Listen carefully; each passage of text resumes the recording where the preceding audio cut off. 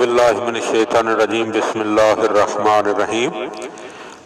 Live Nahjul बलागा channel मोमिनीन की खिदमत में मुख्तलिफ दुआओं के फ़ज़ाइल और फ़वाइद बयान करने की सआदत हासिल कर रहा है। दुआए मशलूल।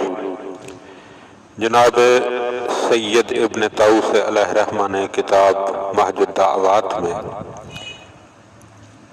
इस दुआए अमीरुल मोमिनीन के मुतल्लिक़ हज़रत इमाम हुसैन अलैहिस्सलाम से रवायत की है। इमाम अलैहिस्सलाम इरशाद फरमाते हैं कि इस दुआ में इसमें आज़म है और इसका पढ़ना इजाबत दुआ का बाइस और गम व अलम दूर होने का मूजिब है। इसकी बरकत से पढ़ने वाले का कर्ज अदा हो जाएगा, मोहताजी मालदारी से बदल जाएगी, गुनाह बख्शे जाएंगे, शैतान और सुल्तान के शर से महफूज रहेगा।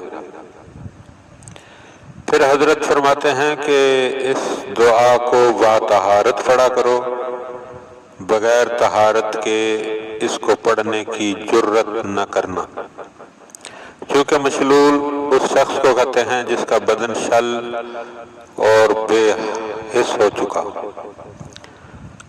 जिस शख्स का अमीरुल मोमिनीन अलैहिस्सलाम ने यह दुआ अता फरमाई थी, उसका जिस्म बाप की बद्दुआ से शल हो गया था और उसका बाप मर चुका था और वह खाना काबा के पर्दे को पकड़कर गिरियाजारी के साथ दुआ कर रहा था। अमीरुल मोमिनीन अलैहिस्सलाम को उस पर रहम आया। आपने इमाम हुसैन अलैहिस्सलाम को हुक्म दिया कि इसे ये दुआ लिख कर दी जाए। तो इमाम हुसैन अलैहिस्सलाम ने उसे ये दुआ लिख कर दी, जिसकी बरकत से उसका शलशुदा जिस्म जो है वह तंदुरुस्त हो गया।